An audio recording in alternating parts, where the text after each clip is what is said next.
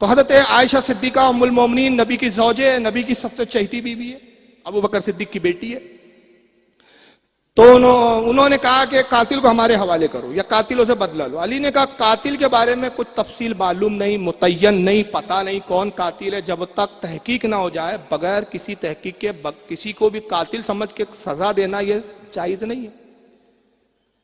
اس بنیاد پر حضرت عائشہ ان سے متفق نہیں ہوئی. نتیجہ یہ ہوا کہ جنگ جمل واقع ہوئی، دونوں کے درمیان جنگ ہوئی. لیکن پھر ایک موقع یہ آیا کہ حضرت عائشہ کو اپنی غلطی کا احساس ہوا، حضرت علی سے معافی مانگی. مدینہ علی نے بڑی عزت و احترام کے ساتھ ان کو بھیج دیا. پوری زندگی حضرت عائشہ روتی تھی اور صدقہ خیرات کرتی تھی کہ میں نے ناحق علی سے لڑا.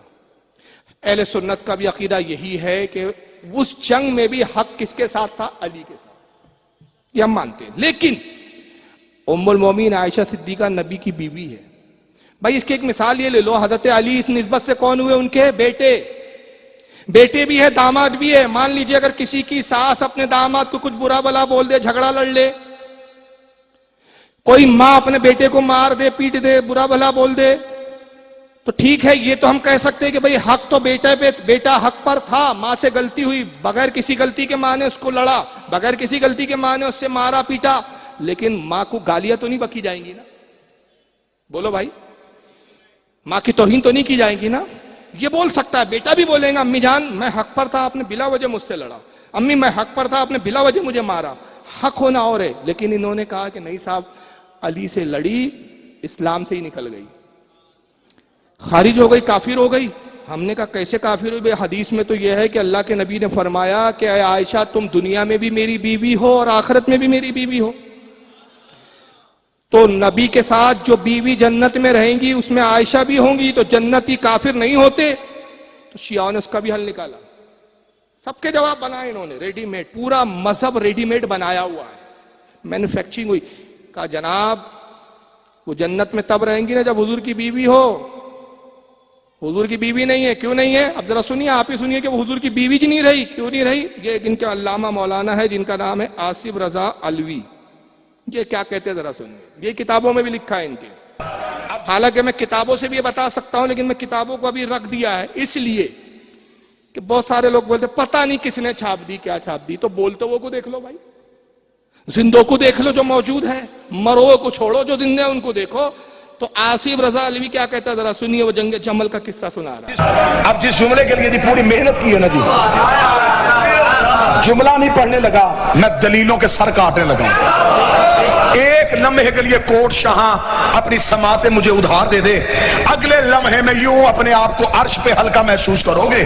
یا جب محمد کی آواز آئی، دوبارہ آ کے خیمے میں بٹھایا گیا. علی خود اپنے بیٹوں کے ساتھ گفتگو کرنے کے لیے خیمے کے باہر آئے. علی نے فرمایا میں نے پہلے حسن کو بھیجا، پھر میں نے محمد بن ابی بکر کو بھیجا. میں نے بار بار کوشش کی کہ آپ واپس چلی جائیں، لیکن آپ نے اپنی نسبت کا خیال نہیں کیا. مجھے رسول کی نسبت بڑی عزیز تھی. انہوں نے خیمے کے اندر بیٹھے ہوئے کہا کاش علی تو میری نسبت کو سمجھ آتا، میں مدینے جا کے لوگوں کو بتاؤں گی تو نے رسول کی زوجہ کے ساتھ یہ سلوک کیا. اتنا کہنا تھا. علی نے خیمے کے باہر سے آواز دے کے کہا دوبارہ یہ فخر علی کے سامنے نہ کرنا، رسول کی زوجہ تھی ہے نہیں، تھی ہے نہیں. اتنا جملہ کہنا تو انہوں نے کہا کس طرح نسبت سے محروم کر سکتا ہے. علی نے فرمایا مجھے محمد نے اپنا نفس کہا ہے، میں نفس محمد ہونے کے تحت آج سے آپ کو نکاح سے خارج کر.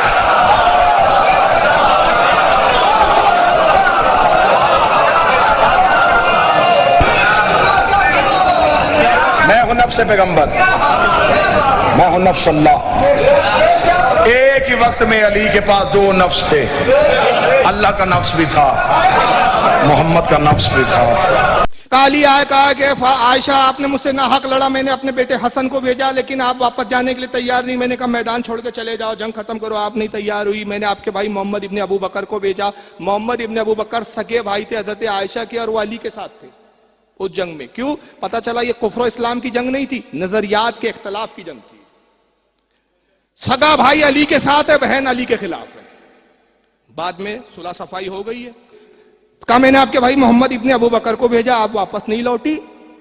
میں نے آپ کی نسبت کا خیال کیا کہ نبی سے آپ کو نسبت ہے، آپ نے اس نسبت کو بھی نہیں مانا.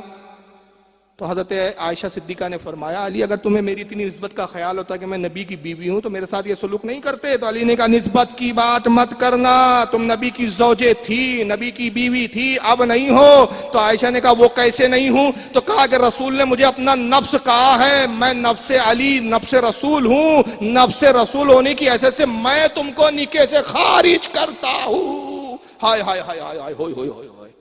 ان کے باپ کی کھیتی ہے. اب کل میرا بھالدہ پورے میں کسی سے جھگڑا ہو جائے نا, اب مجھے غصہ ہے, میں نے کہا بے تو میرا دشمن ہے, میں تیرا دوست تھا اب دشمن ہوں, میں تیری بیوی کو تیرے نکاح سے خارج کرتا ہوں.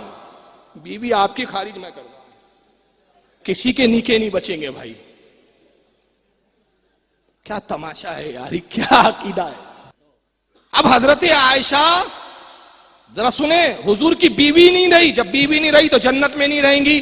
تو ان جاہلوں سے پوچھو کہ تیرے ملا کو تو پتا تھا کہ آگے جنگ ہوں گی, علی خارج کریں گے, اللہ کو پتا نہیں تھا جو پوری حضرت عائشہ کی شان میں سورہ نور اتار دی,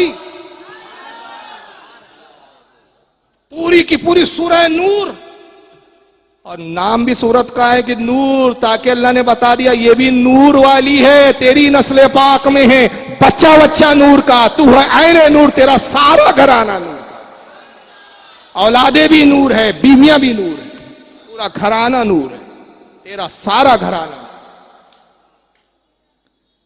اب بتائیے سارے یہ پھنڈر گری کیا ہے؟ پورا مذہب شیعہ صرف ایک بنیاد پہ ٹکا ہوا ہے.